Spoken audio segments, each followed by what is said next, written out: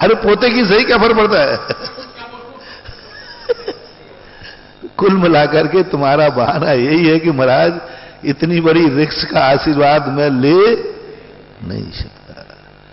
यानी तुम्हें वो कार्य इतना महत्वपूर्ण है कि तुम आशीर्वाद को छोड़ सकते हो, लेकिन ये नहीं कह सकते हो हाँ महाराज मेरे बेटे की शादी ना हो।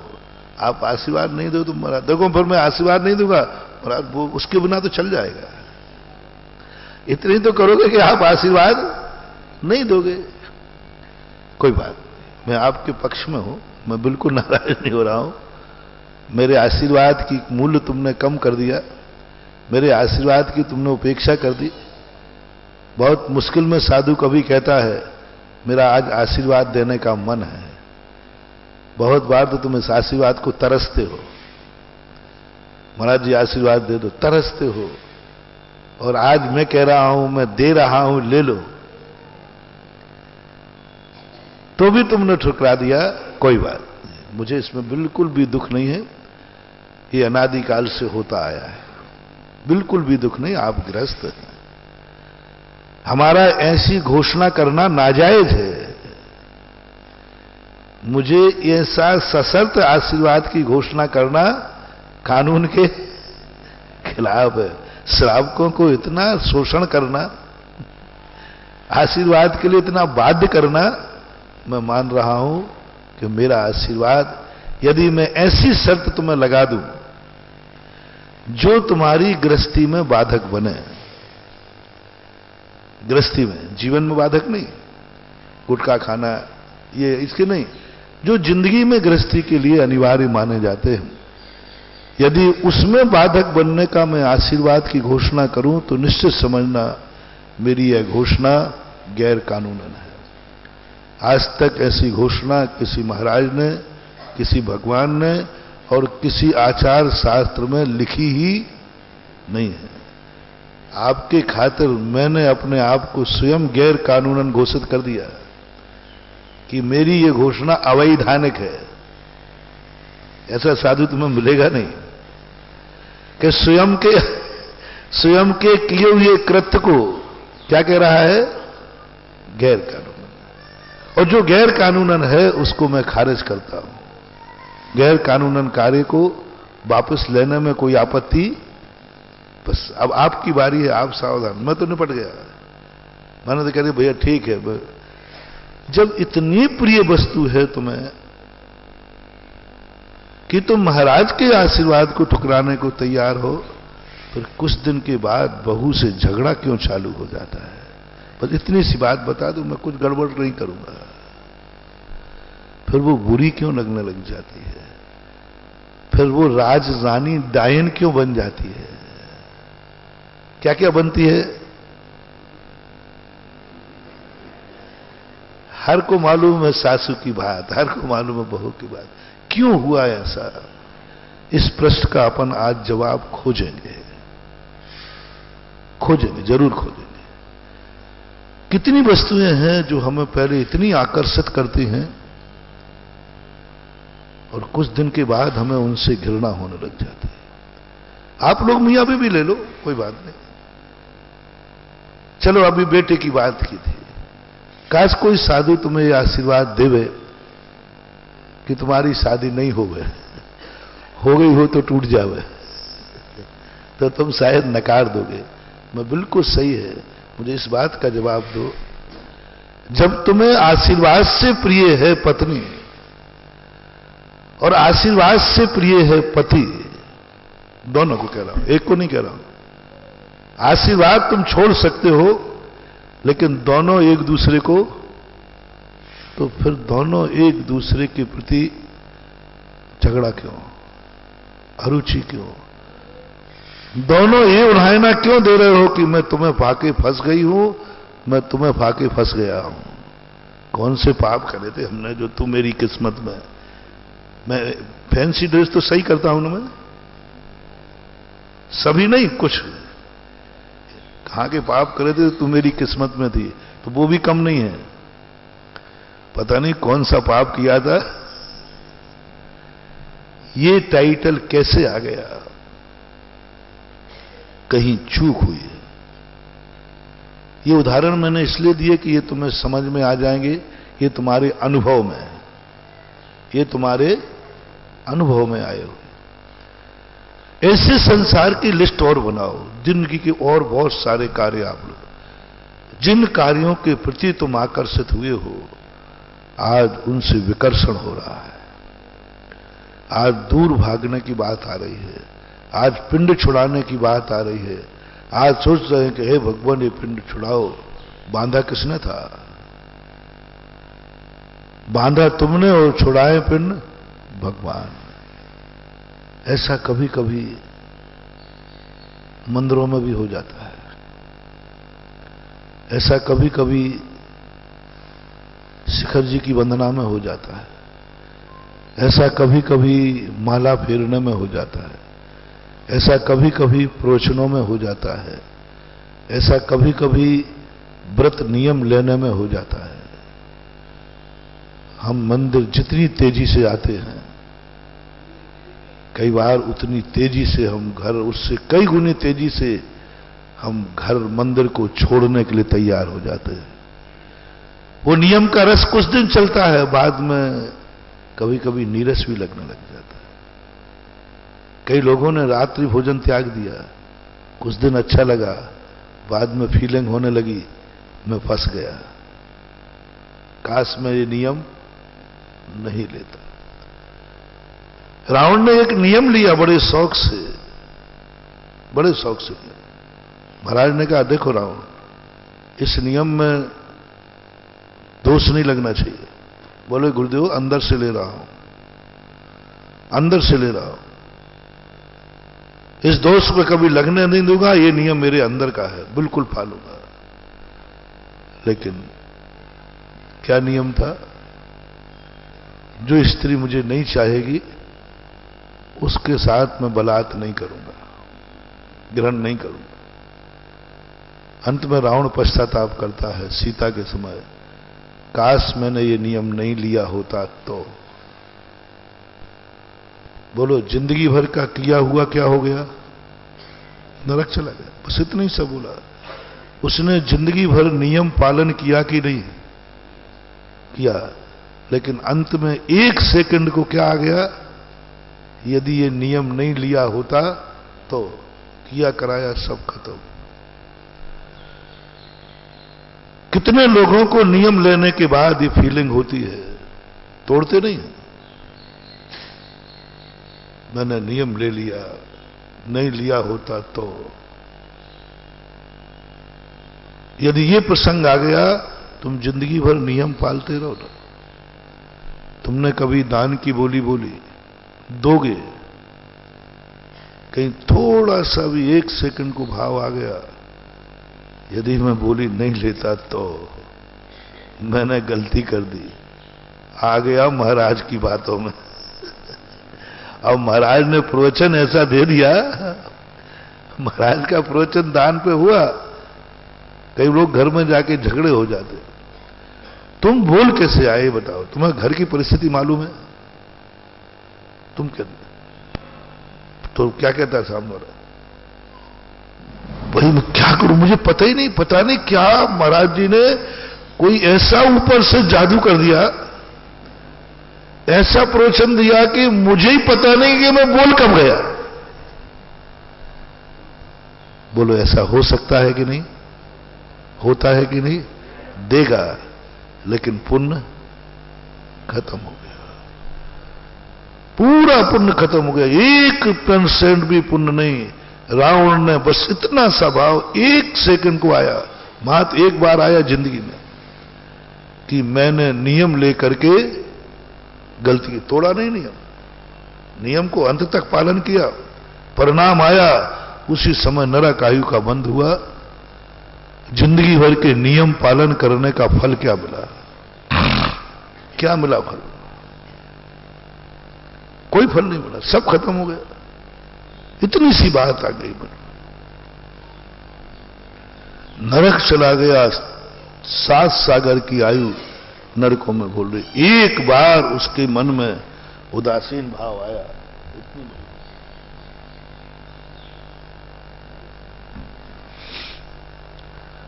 ऐसे ही तुम्हारे, मान लीजिए कोई व्रत नियम आपने ले लिया, जिंदगी में एक बार गड़बड़ हो गया, जिस कुल और जाति में तुमने जन्म लिया एक बार आ गया, कहां के मां बाप मिले मुझे, खत्म।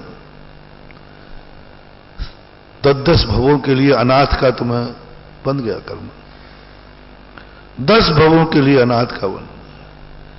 एक बार भी किसी अच्छे कार्य करने में तुम्हें फीलिंग निगेटिव हो गई, बंधु तुमने एक बार भाव आ गया था, कहां के माता पिता मिले, 10 भव के लिए अनाथ का बंद हो गया, खत्म। कहां का ये जैन कुल मिला, जैन कुल में जन्म लेते ही पाबंदी, ये नहीं खाओ, ये नहीं खाओ, ये नहीं खाओ, बाजार की नहीं खाओ, चाइना मत खाओ, रात में मत खाओ, ये जहां देखो नहीं खाओ नहीं खाओ। कहां का ये जैन कुल पड़ा, इससे तो अच्छा किसी दूसरे कुल में जन्मते तो मस्ती से खाने तो मिलता। महान भाव जैनी को इधर देखो मम्मी नहीं खाने देवे, इधर बाजार में खाओ तो पापा आंखें दिखावे, इधर मंदिर जाओ तो बाजार में महाराज कहे, क्यों तुम ये तो नहीं खाते हो, जो देखो वही मेरे पेट पर लात मार रहा है। अरे भाई जो खाने का मन होता है उधर माँ रोके, इधर पापा रोके, और महाराज के पास जाओ तो वे भी कहते क्यों गुटखा तो नहीं खाते। अरे जो देखो मेरे खाने पे दृष्टि टिकाए। इससे अच्छा तो मैं जैन नहीं होता तो कितना मस्ता होता।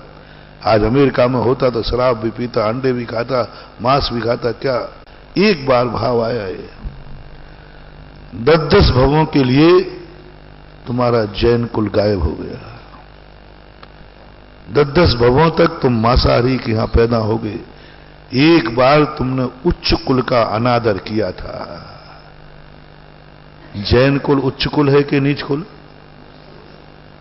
एक बार तुम्हारे लिए घृणा भाव आया, एक बार आया कि इस कुल में पैदा नहीं होता, दूसरे कुल में होता तो क्या मस्ती कर रहा होता, क्या मस्ती से खा रहा होता, पी रहा होता। बस गया काम से। 10 भवों तक नीच कुल और 10 भवों से उच्च कुल तुम्हें मिलने वाला नहीं। एक बार की सजा है। एक बार पूज्य रवि शरण महाराज ने एक बार भाव आया, आयु मरने का भाव एक बार आया। इससे अच्छा तो मैं मर जाता तो अच्छा था। एक बार भाव आया। बड़े खतरनाक श्लोक लिखे। 100 भवों तक वो अल्पायु होके मरता है, जन्म ही नहीं ले पाएगा, जन्म के पहले ही मरेगा, जन्म ही नहीं ले पाएगा। घर में आएगा मर जाएगा, जन्म ले ही नहीं पाएगा, जन्म लेगा दूसरे दिन मर जाएगा। 2 दिन, 4 दिन, 8 दिन, 5 दिन, 15 दिन, क्योंकि उसने एक बार भाव किया। इससे अच्छा तो 84 लाख योनियों में श्रेष्ठ योनि कौन सी है? मनुष्य पर्याय। मैंने भूमिका बनाना, जो जो दुनिया में भगवानों में श्रेष्ठ हैं उनके प्रति अनादर, निकृष्ट के प्रति नहीं। तुमने नरकों में कहा कि कहां का नरक पर्याय आई, मर जाता, कोई बात नहीं, नरक पर्याय नहीं मिलेगी। त्रियंश पर्याय में कहा मर जाता, त्रियंश पर्याय नहीं मिलेगी। तुमने किस पर्याय में कहा? जिस नर काया को सुरपति तरसें सो दुर्लभ प्राणी। एक बार मन में भाव आया कि मर जाता तो अच्छा था। यदि उसका प्रायश्चित नहीं कर पाए तो तैयार रहो अकाल मरण में। अब जिंदगी पूरी नहीं जी पाओगे, बहुत छोटी उम्र में मरोगे, जन्म लोगे मरोगे, थोड़े दिन जिंदा रहोगे मरोगे। ये कौन मर जाते हैं? अल्पायु, थोड़ी सी उम्र पाते हैं मर जाते हैं। ये वही जीव हैं जिन लोगों ने पूर्व में कभी मनुष्य पर्याय का अनादर किया था, अभी जीवन था और मरने का भाव कर लिया था। मैं सदा अपने लोगों से कहता हूं, कभी भूल करके तुम मरने का भाव मत करना। महिलाओं, तुम्हारी धमकी देने की आदत ज्यादा है, कभी मत करना ये गलती। मैंने शास्त्रों में पढ़ा है, खतरनाक धारा है, खतरनाक कानून है, कोई जमानत नहीं है इस पर, कोई जमानत नहीं है। खतरनाक सजा है, सीधी सजा। कोई नहीं, भगवान भी आ जाए तो नहीं रोक सकते, क्योंकि एक बार तूने मरने का भाव किया था, एक बार तूने मरने की धमकी दी थी, और तेरी धमकी से सारा परिवार डर गया था। सारा परिवार क्या गया? डर गया, हाथ जोड़ने लगा, है भाई, हे देवी, मरना मत, समझ लो गया काम से। एक बार ऐसे ही और किसी कार्य में जो तुम्हारे लिए अच्छी अच्छी चीजों की लिस्ट बनाओ, जैसे हमने जैन जाति की कह दिया, कभी तुम्हारे मन में इसकी उपेक्षा नहीं आ जाए, उच्च कुल की कभी उपेक्षा नहीं आ जाए। कहा कि मैं इस कुल में जहां देखो वहीं त्याग ही त्याग। कोई समझ में नहीं आ रहा। आजकल हो रहा है ऐसा। आजकल लोग घर में यदि कोई एक शुद्ध सोला का खाने वाला हो तो उससे लोग बड़े परेशान हैं। कहाँ की आफत आ गई है। आज यदि सासू सोला का नियम ले ले तो बहू को क्या लगता है? सौभाग्य लगता है कि आफत। झूठ मत बोल बोलो ना, आफत लगती है। कहाँ के बाप के साधु की। मुझे तो ऐसी सासू चाहिए थी जो मेरे साथ भी होटल में जाकर बहुत बड़ी भूल कर रहे हो आप।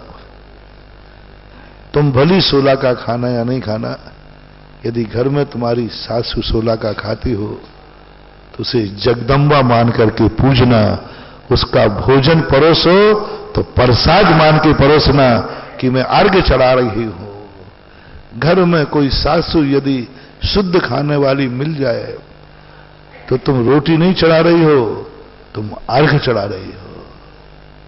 क्या चढ़ा रही हो? अर्घ्य चढ़ा रही हो कि मेरे घर में मेरी मां वृत्ति प्रतिमाधारी।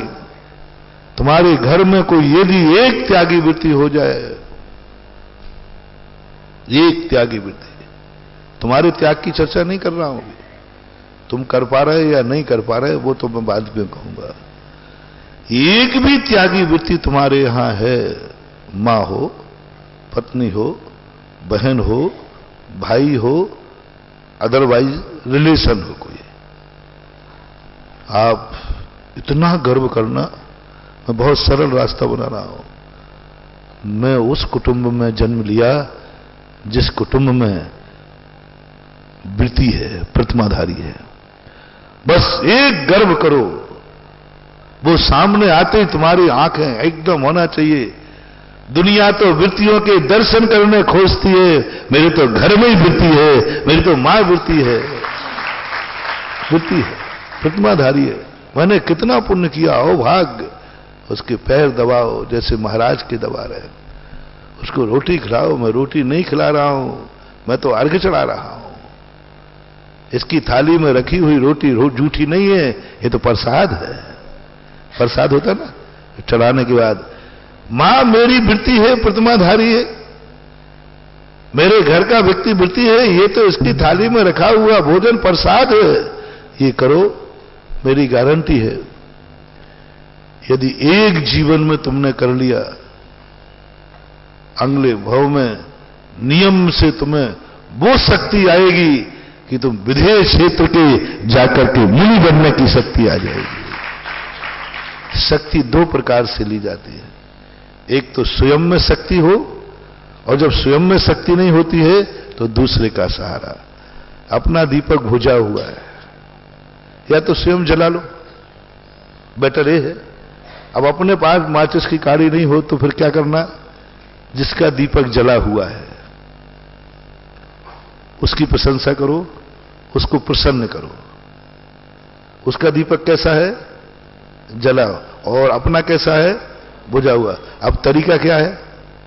हम में जलाने की शक्ति है नहीं, माचिस की काड़ी हमारे पास है नहीं, इतनी शक्ति नहीं। अब आप बताओ तरीका क्या है?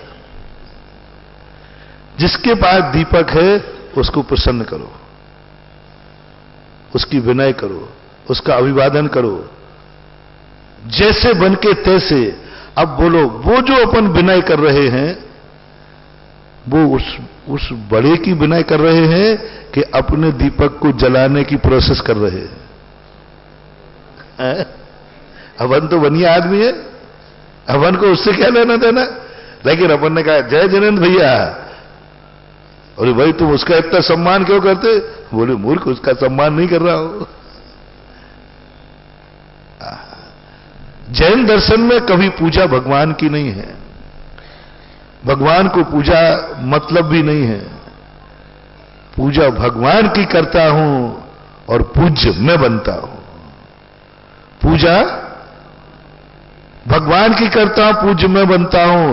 कलश भगवान पे डालता हूं, मैल मेरा धुल जाता है, फ्रेश में हो जाता हूं।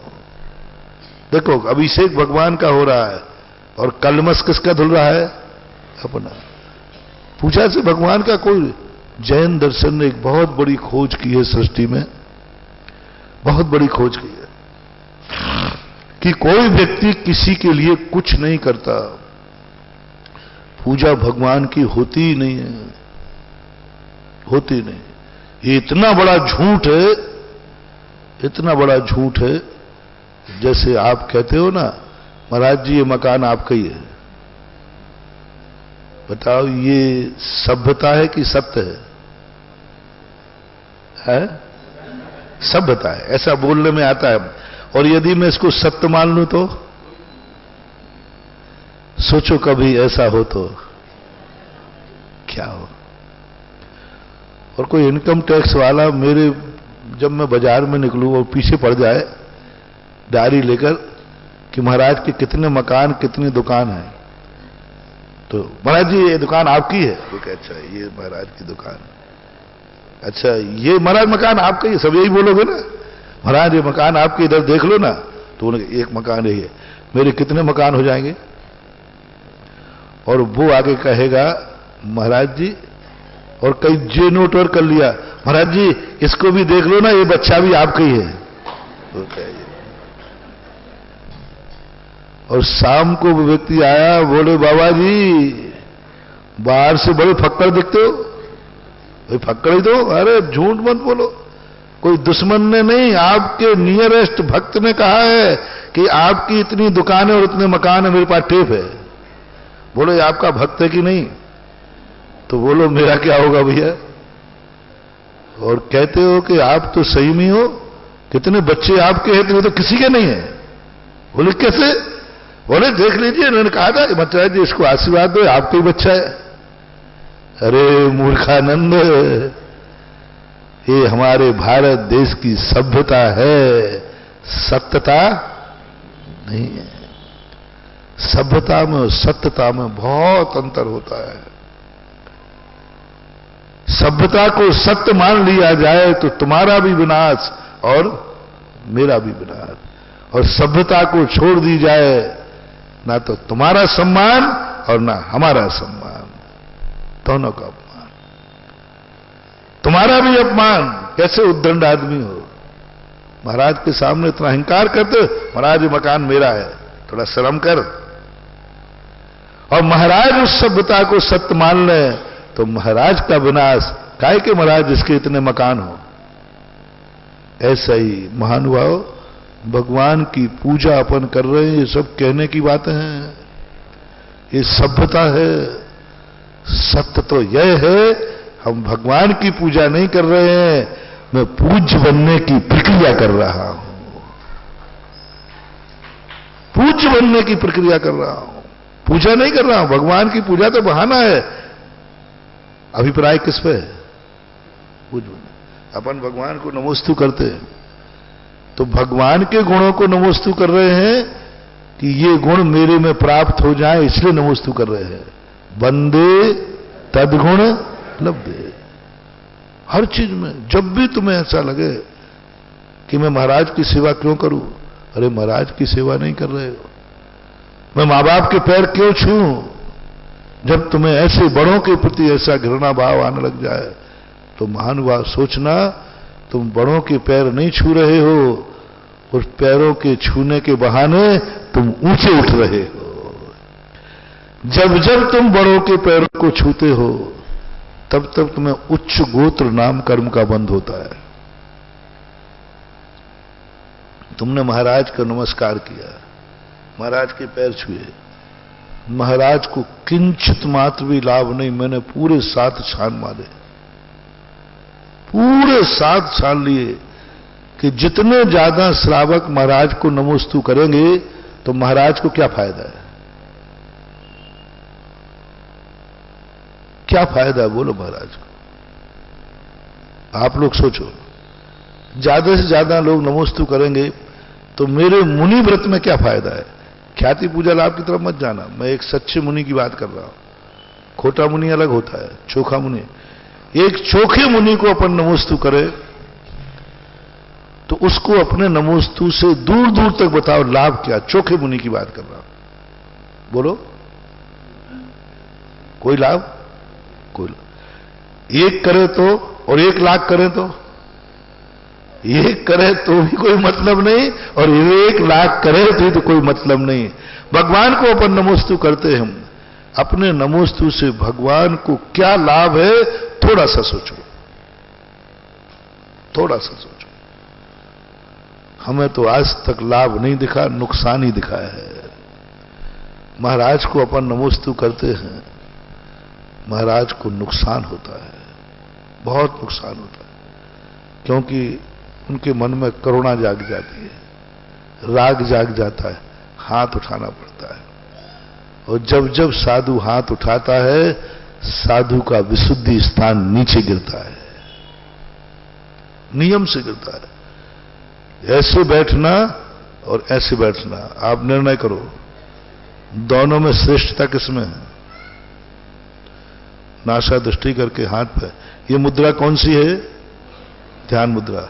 और ये मुद्रा कौन सी है, दोनों में से श्रेष्ठ क्या। मेरे पक्ष में बोलना, तुम्हारे पक्ष नहीं, देखो तुम्हारे पक्ष में नहीं कह रहा, देखो गड़बड़ मत करो, हमारे पक्ष में बोलो थोड़ा ना। मेरे पक्ष में तो ध्यान मुद्रा ही श्रेष्ठ है। इसमें जितना हमें लाभ है, जितना पुण्य है, जितना पापों का क्षय है, इतना नहीं। तो बोलो तुम्हारे आने से मुझे करुणा जागी, मैंने ध्यान मुद्रा छोड़कर आशीर्वाद दिया, तो मेरा घाटा हुआ कि फायदा है। घाटा पक्का है। मैं आहार को गया, यदि मुझे आहार तुम कराते हो तो मुझे आहार करने में बहुत घाटा है, मेरा विशुद्धि स्थान घटता है, नियम से घटता है, ग्रहण भाव करते। तुम प्रवचन में दे रहा हूं, मालूम मैं कितना नुकसान करके प्रवचन दे रहा हूं, बहुत नुकसान है, बहुत नुकसान। लेकिन क्या करें, थोड़ा तुमसे राग जाग गया है ना, अपनों के लिए दुनिया नुकसान उठा लेती है, कोई फायदा नहीं। अब फायदा देखो, और तुम समझते हो कि इन सबसे महाराज को फायदा है। आहार देंगे तो, नमोस्तु करेंगे तो, प्रवचन सुनने जाएंगे तो, जय जयकार बोलेंगे तो महाराज को बहुत फायदा है। बंधु कोई फायदा नहीं। आगम में उठा के मैंने पढ़ा, सारा फायदा तुम्हारे लिए। तुमने जब महाराज को नमोस्तु किया, तुम्हें उच्च गोत्र का बंध हुआ नियम से। मुनि को जब नमोस्तु करता है कोई व्यक्ति तो उच्च गोत्र का बंध होता है, उच्च गोत्र। नीच गोत्र भी बंद करे, सूकर कुत्ते बिल्ली भी बंद करें, शूद्र मृक्ष खंडे भी वंदना करें। जब भी वंदना करते हैं उस समय उनको बंद उच्च गोत्र का हो रहा है। बहुत। जब तुम पूजा करते हो, गुणानुवाद करते हो, महाराज को तुम्हारे गुणानुवाद से कोई लाभ नहीं है। लाभ किसको है? श्रावक को। यश कीर्ति नाम कर्म का बंद होता है। तुमने महाराज की जय बोली, जय जय गुरुदेव, महाराज का तो खर्च हो गई यश और तुम्हारे बैंक में पहुंच गई यश। जब तुमने जय जयकार बोली उस समय तुम्हें यशस कीर्ति नाम कर्म का बंद हुआ, यानी आपका यश फैलेगा। तुम सोच रहे हो महाराज का यश फैला रहा हूं, सत्य यह है कि तुम्हारा यश फैलने का निमंत्रण तुमने दे दिया। कितना बड़ा सोच है। अपन सोच रहे कि महाराज की जयकार बोलने से हम महाराज का यश फैला रहे हैं। यश नहीं फैला रहे हैं, तुम अपने यश फैलाने के लिए तैयारी, जितनी जितने बार अपन ने जय बोली, यह संस्कृति नाम कर्म आगम में लिखा है। यह संस्कृति जितने बार नमोस्तु किया, उच्च गोत्र का वंद, जितने बार आपने भगवान का अभिषेक कर रहे हैं, भगवान की क्या मुद्रा है, क्या सुंदर मुद्रा है, क्या मुद्रा है। शांतिनाथ आदिनाथ भगवान, क्या सांगानेर वाले बाबा, क्या मुद्रा है भगवान आदिनाथ भगवान चांद खेड़ी के। अपन कहते ना, ऐसा मन लग रहा है प्रशंसा। तुम जितनी देर भगवान को बोल रहे हो ना, क्या मुद्रा है, अलौकिक मुद्रा। ऐसा लग रहा है कि यहां से दृष्टि हटाओ नहीं, उससे भगवान पर कोई फर्क नहीं पड़ रहा है। उस समय तुम्हें सुंदर रूप का बंध हो रहा है। देखना, फोकट की फेयर एंड लवली, गोरे होने की क्रीम, फोकट की, जब तुमने भगवान की मुद्रा को देख के भावा क्या रूप है,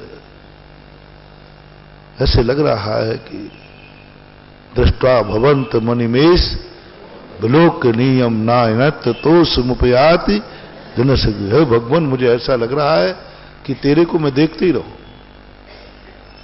मेरी दृष्टि नहीं हट रही। बार बार ये देव दर्शन करने का जो तुम्हें नियम दिया जाता प्रतिदिन, भली मत समझो कि तुम्हें सम्यक दर्शन का कारण है। सम्यक दर्शन का कारण है, असंख्यात गुणी निर्जरा का कारण है, मोक्ष देने वाला है, निधत्त निकाचित कर्मों का क्षय। ये बातें तुम्हें समझ में नहीं आएंगी, लेकिन और कुछ मिले या नहीं मिले, लेकिन तुमने भगवान का दर्शन देख करके और आह्लाद भाव कर लिया तो तुम्हें गोरे होने की क्रीम जरूर मिल गई, यानी तुम काले नहीं होगे, तुम बहुत सुंदर रूप धारण करोगे। संसार की तरफ दृष्टि ले गया ना मैं, कि तुम्हें परमार्थ नहीं चाहिए। महाराज मुझे मंदिर नहीं जाना, मुझे क्यों नहीं जाना महाराज, मुझे भगवान नहीं बनना, मुझे धर्मात्मा नहीं बनना, मुझे सम्यक दृष्टि नहीं बनना, मुझे महाराज नहीं बनना। ये सब है, यही है ना, नहीं बना, कोई बात नहीं। अच्छा नहीं बनना, आपको भी नहीं बनना ना, लेकिन मुंबई वाला हीरो तो बनना है ना। हाँ महाराज वो तो बनना है, विश्व सुंदरी तो बनना है ना, वो मुकुट बांधता ना वो, हमारा वो तो बनना है। तो सीधे साधे मंदिर आ जाओ। महाराज मुझे मन धर्मात्मा नहीं बनना, मल्टीपर्पस, भगवान का दर्शन मल्टीपर्पस। यदि परमार्थ नहीं है तो संसार की ऊंचाइयां तो मिलेंगी ही मिलेंगी। भगवान के दर्शन से तुझे आत्मा का सुंदर वैभव दिखे या नहीं दिखे, लेकिन तेरा ये शरीर सुंदर रूप जरूर हो जाएगा। भक्ति सुंदर रूपम, कितनी बड़ी बात आचार्य ने दिया। हजारों साल पहले लिख गए कि तुझे और कुछ नहीं चाहिए, तो बाह्य सुंदरता भी भक्ति से मिलती है। जितना तू भगवान का गुरु का गुणानुवाद करेगा, उस वीतराग मुद्रा से जितना तू आकर्षित होगा, उस वीतराग मुद्रा तुझे जितनी प्रभावित करेगी, उतना ही तेरा स्वरूप, तेरा सुंदर रूप नाम कर्म का बंध होगा। इतना सुंदर होगा, इतना सुंदर होगा, जैसे तूने भगवान को गुरु को देख के क्या कहा, दृष्टा भवंत मणिमेश। हे भगवान तुझे देखकर मुझे आंख झपकाने का भाव नहीं आ रहा। चांदखेड़ी के आदिनाथ को देखो, ऐसा लगता है उठने का मन नहीं होता, देखते रहो, बस बैठे रहो। पहली बार जब मैं प्रभु के दर्शन करने चांदखेड़ी गया, मैं स्वयंभू स्तोत्र भूल गया।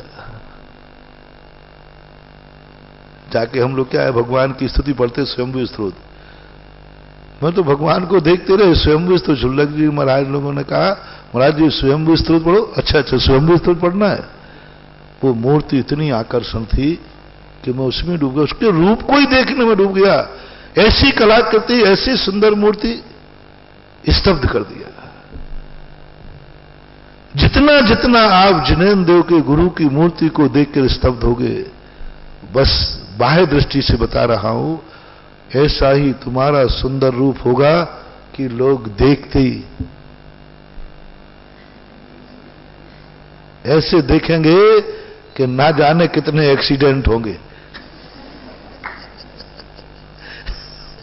ऐसे देखेंगे लोग, ना जाने कितने राजा युद्ध करेंगे। होते ना युद्ध करे, यानी ऐसा सुंदर रूप होगा कहने का कि लोग देखते ही रह जाएंगे। तीर्थंकर के सुंदर रूप के वर्णन में पूज्यवर जिनसेन स्वामी ने किया कि भगवान आपने कितनी भक्ति की होगी, कितनी भक्ति की होगी आपने भगवान की, कि आज तेरे रूप को देखकर स्वधर्मेंद्र कह रहा है मेरे स्वर्ग में कोई ऐसा रूप नहीं है। 1000 आंख आंखें लगा लेता है। सबसे ज्यादा सुंदर कौन होते हैं? देवता। वे देवता भी भगवान के बालक को देखने के लिए कितनी आंखें लगा ली? 1008 आंखें। भगवान ऐसी आप में क्या है जो स्वधर्मेंद्र संसार का सबसे बड़ा सुंदर व्यक्ति वो कहता है ऐसा रूप तो मैंने कभी देखा ही नहीं, 1008 आंखें लगा लेता है। उस समय पूज्यवर जिनसेन स्वामी कहते भगवान आपकी भक्ति अलौकिक रही है। आप भगवान की भक्ति में ऐसे मस्त हुए होंगे कि सब कुछ भूल गए होंगे, अन्यथा आपको इतना सुंदर रूप मिल नहीं सकता। इसलिए महानुभाव धर्म की कोई भी क्रिया है मल्टीपर्पस है। यदि सम्यक के साथ करोगे तो मोक्ष की ऊंचाइयां छुओगे, और सम्यक दर्शन नहीं भी हुआ तो संसार की ऊंचाइयां छुओगे। पतन तो कभी होने वाला है ही नहीं, घाटा तो है ही नहीं। अब देखो तुमने जयकार बोली तो भले तुम भगवान नहीं बनोगे, लेकिन तुम्हें ऐसे यश मिलेगा क्योंकि तुमने गुरु को और भगवान को सर्वश्रेष्ठ माना ना। हाँ, यही मेरे सर्वश्रेष्ठ है, इनके सामने मैं तुच्छ हूं, इनके सामने मेरी। आप जो नीचे बैठे हो ना और मुझे ऊंचे बैठा ले हो, मालूम मुझे कितना घाटा हो रहा, मैं ही जान रहा हूं, और तुम्हारे भंडारे भर रहे हैं। जब तुम महाराज को उच्चासन देते हो, महाराज उच्चासन विराजिए, और आप नीचे बैठे, मालूम कितना पुण्यबंध हो रहा है। मैंने सब साथ में पढ़ लिया। तुम नीचे बैठे हो, गुरु को गुणवान को ऊंचे बैठाना है। ये मेरे से अधिक गुणवान है, गुणसु प्रमोदम, ऊंचे बैठिए महाराज। अरे तुम कहा महाराज मैं तो नीचे बैठूंगा। गुरु के सामने आपको नीचे बैठने का भाव आता है कि ऊंचे बैठने का? इन कुर्सी वालों से नहीं कह रहा हूं मैं। कुर्सी पे बैठने वालों सुनो, आज दिवालिया तुम्हारे होने वाले हो तुम, अभी सुनो। अब उतरना मत, पहले सुन लो। अभी कितना घाटा है, कितना घाटा नीचे बैठने। नहीं महाराज, जो कभी सोफा से नीचे नहीं बैठता वो गुरु के सामने आके चटाई पे भी नहीं बैठता। अभी वसुंधरा राजे आई तो लोग चटाई बिठाने लगे, उसने चटाई हटा दी। बोले नहीं, आसने तो मैं मुख्यमंत्री आवास में ग्रहण करूंगा, गुरु के सामने तो धूल में बैठने दो ना। चटाई हटा दी, जमीन पे बैठ गई वो। आपकी मुख्यमंत्री है, राजा है। अरे भाई थोड़ा तो स्टैंडर्ड होना चाहिए, एक आध कुर्सी तो थोड़ा नहीं, हटा के जमीन पे बैठ गए। कितना बड़ा पुण्य। इस समय आपने जितनी देर आप अपने माता पिता से, गुणवान से, जितनी देर आप अपने गार्जियन से, जितनी देर आप अपने बड़ों से, जितनी देर आप अपने गुरु के सामने, जितनी देर आप भगवान के सामने नीचे बैठ रहे हैं, आपको वो कर्मबंध हो रहा है कि आप महाराज के सामने नीचे नहीं बैठे हैं, आपने वो राजा पद प्राप्त कर लिया है कि तुम राजगद्दी पर बैठोगे और सारी जनता नीचे बैठेगी। तुम जमींदार बनोगे, लंबरदार बनोगे, तुम कलेक्टर बनोगे। लोग कहते महाराज कलेक्टर कैसे बनना? तुम कलेक्टर बनोगे, कमिश्नर बनोगे, जमींदार बनोगे, तुम आओगे, लोग खड़े हो जाएंगे। जैसे कलेक्टर ऑफिसर आते ना तो सारे पुलिस वाले क्या होते, एसपी आता है तो सारे पुलिस वाले क्या होते, ये और कुछ नहीं बंधु, कुछ नहीं है। पूर्व भाव में ये कभी गुणवान व्यक्ति को देखकर खड़े हो गए होंगे, कभी ये मम्मी पापा को आते देखकर खड़े हो गए होंगे, कभी गुरु महाराज को आते देखकर खड़े रहे होंगे, और जब तक महाराज खड़े रहे वो खड़े रहे होंगे। अभाग्य माना होगा, उसका पुण्य है कि आज वे एसपी बने और सारे पुलिस वाले लाइन से खड़े हैं। बोलो कितना बड़ा फायदा है। नीचे बैठने का फायदा बता रहा हूं, बड़ों के सामने, वैसे नहीं कह रहा हूं, बड़ों के सामने नीचे बैठने का फायदा है कि तुमने ऐसा कर्मबंध कर लिया 1.5 घंटे में। 1.5 घंटे में तुम्हें कुछ भी समझ में नहीं आया, सोते रहे, कुछ भी नहीं आया, लेकिन 1.5 घंटे में वो पुण्य कर्मबंध हुआ है कि अब सारी दुनिया नीचे बैठेगी और तुम ऊपर बैठोगे, तुम ऑफिसर बनोगे, तुम कलेक्टर बनोगे, वो क्लर्क बनेगा। तुम घर में भी जन्म लोगे तो बड़े पुत्र के नाम से जन्म लोगे, क्योंकि तुमने एक बार गुणवान के लिए खड़े हुए थे। तो कितना फायदा, जन्म तो होगा लेकिन किस नाम नंबर पर जन्मोगे? 1 नंबर। तुम सुन लो, हाँ इनको भी थोड़ा भाई, महिलाएं हमसे बहुत सिखा, महाराज जी आप जब देखो पुरुषों की तरफ देखते हैं, हम लोगों की तरफ, माने कि भैया तुम्हारी तरफ देखो ही नहीं तो अच्छा है, लेकिन फिर भी थोड़ा थोड़ा तुम भी सुन लीजिए। कभी तुमने महाराज को, आहा कैसी गलती करते हैं आप लोग। नवदा भक्ति में सबसे बड़ा पुण्य का कारण है उच्चासन देना। आहार कराने में कोई पुण्य नहीं है इतना। ये जो नवदा भक्ति है ना, ये है फायदे की चीज। तुम्हें तो आहार कराने में मजा आता है। नवदा भक्ति में 90% जैसे नवदा भक्ति चालू होती है ना पूजा, तैसी महिला थाली लगाने चली जाती है आहार कराना, और उसने सारी इनकम छोड़ दी।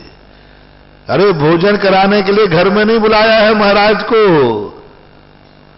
महाराज को जल्दी भी है तो महाराज बैठो, ये तो दूंगा ही, पहले मेरा अपना पेट तो भर लूं नवदा भक्ति से। पहले तो नवदा भक्ति जम के करना चाहिए, क्योंकि महाराज जी ऐसा करें, पहले हम आपको खिलाए पिलाए देते हैं क्योंकि आप भूखे हो कल से, और बाद में भक्ति कर लेंगे, ऐसे में तुरंत भागेगा महाराज। आहार करके तुमने बैठा ला, तुम्हारा थोड़ी देर बैठ जाओ, आहार कर लो, चला दूं, बैठेगा नहीं। इसलिए आहार के पहले बैठा लो जितना बैठालना है। शुरू करो भक्ति, यह विधि ठाड़ो हो एक प्रथम पढ़ो जो पाठ। कुछ नहीं कर सकते महाराज, कुछ नहीं कर सकते, भाग नहीं सकते। आहार लेने के बाद तो देखो कैसे भागते। तुम महाराज जी थोड़ा बैठ तो जाओ, नहीं मैं तो जा रहा, क्यों आओ। और आहार के पहले एक व्यक्ति ने, बहुत पहले की घटना है, पड़गा लिया, अच्छी कड़ाके की ठंड थी, और उसने पूरी ये विधि ठाड़े हो के पूजा शुरू की वही, और विसर्जन तक। मैंने कही बोले महाराज जी मैंने आहार देने नहीं बुलवाया है, वो तो आपका काम, मैंने तो अपने घर में तुम्हारी पूजा करना थी, इस घर को पावन करना था, इसलिए मैंने तो अपने घर का नागल कर लिया। मैंने कि भाई तूने इतना समय क्यों लगाया, तूने देखा रे? बोले महाराज जी मैं आपका देखूं कि अपना देखूं? मुझे तो पूजा करना थी कि मेरे घर में पूजा हो जाए तो मेरे घर के सारे दरिद्र दूर हो जाए, इसलिए पहले तुम अपना काम कर दो। उसमें सबसे महत्वपूर्ण काम होता है जो उच्चासन देता है। उच्चासन देता है। महाराज आइए उच्चासन बराजिए। ये उच्चासन जो है तुम्हारे लिए, ये तुम्हें ऊंची आसन पर बैठा लेगा। किसी का प्रमोशन नहीं हो रहा है। वो साधु को 2-4 महीने उच्चासन देवे, तखत लगा देवे, चौकी लगा देवे, चौके में भगवान को उच्चासन देवे। ये ठोने पर जो तुम स्थापना करते हो ये कोई साधारण नहीं है। पूजा की स्थापना करते हो, ये उच्चासन है, ये तुम्हारा प्रमोशन कराएगा। अब यदि तुमने नवदा भक्ति में मुनिराज को उच्चासन दिया है, महाराज जी उच्चासन दीजिए, अब उस समय तुमने कर्मबंध कर लिया कि यदि तुम्हारा जन्म पूरा महिला में हुआ तो उस घर की देवरानी नहीं बनोगी। क्या बनोगी? जेठानी बनोगी। जेठानी कौन बनता है? ये किसी पुराण में नहीं मिलेगी बात, ये मां सुधा सागर पुराण में है। जेठानी बनने का पुण्य, ज्येष्ठ पुत्र बनने का पुण्य। कभी तुमने गुणवान को उच्चासन दीजिए, गुणवान को देखकर खड़े हो जाइए। हमसे बड़े कोई आया है, अपने आप जय जिनेंद्र कर लीजिए। तुम्हें मान कसाय आती है, मैं क्यों करूं, होगा बड़ा, होगा बड़ा, मैं क्यों जय जिनेंद्र करूं? बहुत बड़ी भूल कर रहे हो। उसको तो कोई फर्क नहीं पड़ेगा। तुमने अपने से बड़े को देख के जय जिनेंद्र कर लिया, तुमने बड़े होने का कर्म बंद कर लिया। अब तुम छोटे नहीं हो सकते। अब तुम जहां जन्मोगे बड़े होगे। नगर में तुम्हारा बड़ा सबसे नंबर 1 होगा, सबसे नंबर 1 होगा। घर में तुम नंबर 1 होगे, स्कूल में पढ़ोगे नंबर 1 पे आओगे, क्योंकि तुमने ऐसे ही किया, गुणवानों की पूजा की। इसलिए गुणवानों का सत्कार करने से उनको कोई लाभ नहीं है, लेकिन हमारे लिए लाभ ही लाभ होता है। इसलिए मंदिर में जितनी अपन विनय करेंगे, जितना गुणानुवाद करेंगे, सबका अपने ऊपर ही प्रभाव पड़ने वाला है, अपना ही गुणानुवाद। जितना भी अपन जो कुछ भी कर रहे हैं, सब कुछ। इसलिए अपनी जिंदगी को संभालना है तो ये मत सोचो कि हम बड़ों का सम्मान कर रहे हैं, ये सोचो कि हम बड़ों से कुछ प्राप्त कर रहे हैं। और ये उसी समय तुम्हारी जिंदगी में आना चाहिए जिस समय तुम्हारे सामने गुणवान आ जाए। बस तो तरीके 2 हैं। एक तरीके स्वयं समर्थ हो जाओ, और स्वयं समर्थ नहीं हो पाए तो जो समर्थ है उसको जय जिनेंद्र कर लो। स्वयं धनवान बन जाओ, बनो धनवान। फोड़ो सिर से पहाड़, नहीं हो रहा है। अब मेरी बात मानो, मेरी बात मानो। जो धनवान बने हैं उनको जय जिनेंद्र करना शुरू करो। ईर्ष्या मत करो, कसाय मत करो। गरीब लोगों कान खोल करके सुनो। गरीब ने मत रोने से कोई तुम पे दया करने वाला नहीं है। मालाएं फेरने से गरीबी दूर होने वाली नहीं है। एक व्यक्ति ने कहा, बोले महाराज मैं बहुत गरीब हूं, मेरी गरीबी दूर होगी कि नहीं? मैंने कहा बताता हूं। आंख बंद करके पूछा, मैंने कहा अमीर आदमी से के प्रति तुम्हारे भाव कैसे हैं? बोले महाराज उसको देखकर मुझे आग लगती है, ऐसे लगता है इसको मार डालो, इसको लूट लो। मैंने कहा जाओ, तुम जिंदगी में कभी भी अमीर नहीं बन सकोगे, अमीर कभी नहीं बन सकोगे। गरीब लोगों, जब जब तुम किसी अमीर से ईर्ष्या करोगे, जलोगे, उसके निकलने से तुम्हें बुरा लगेगा, उसकी गाड़ी देखकर तुम बुरा करोगे, उसका मकान देखकर तुम बुरा रखेगा, उसके कपड़े देखकर तुम्हें बुरा लगेगा, उसकी भोजन की थाली देखकर तुम्हें बुरा लगेगा। पत्थर की लकीर समझ लेना, तुम्हारे अभी अच्छे दिन आने में बहुत टाइम है। अभी 2, 4, 10 भाव और ये गरीबी भोगना पड़ेगी। इसलिए नहीं कि तुम मंदिर नहीं जाते हो, इसलिए नहीं कि तुम महाराज को नहीं मानते हो, इसलिए कि तुम अमीर आदमी से ईर्ष्या करते हो। अमीर की अमीरी देख करके तुम्हारे मन में आग लगती है। डायरी में नोट कर लेना ये मंत्र, नमोकार मंत्र में चूक जाना। नमोकार मंत्र तुम्हें कभी अमीर नहीं बनाएगा, कभी नहीं बनाएगा, और आज तक बनाया भी नहीं किसी को। तुम अपने अंदर देखो कि क्या अमीर के प्रति मेरा भाव तो नहीं आ रहा? कहीं ऐसा भाव तो तुमने एक बार नहीं किया? क्या पैसे वालों का धर्म है? जो कारण देखो, दीप प्रज्वलन पैसा वाला, पाद प्रक्षालन पैसा वाला, आहार सब जगह जहां देखो जहां पैसा पैसा पैसा। कभी तुमने यह संभाव तो नहीं आया कि पैसे वालों का ही धर्म है? यदि ये भाव आया है, सावधान, 10 भवों तक अभी गरीबी और भोगना पड़ेगी। 10 भवों तक अभी गरीबी और भोगना पड़ेगी। एक बार तुम्हें यह भाव आ गया, पत्थर की लकीर समझना, और तुम्हें यह भाव आ गया, ओहो धन्य है, धन्य है। दुनिया तो कमा करके धन का पैसा पापों में खर्च करती है, और मेरा सेठ कमाता है और धर्म में खर्च करता है। जय जिनेन्द्र सेठ जी, आनंद आ गया।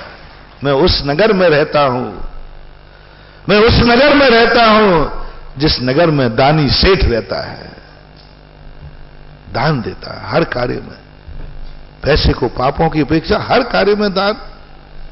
उसके दान के बिना मेरे नगर में कोई काम होते ही नहीं। हर कार्य में दान, पूजा हो तो दान, चतुर्मास हो तो दान, कलश चाहे यहां बैठा लो तो दान, यहां बैठा लो तो कलश, रामटेक जाए तो कलश, जहां जाए वहीं।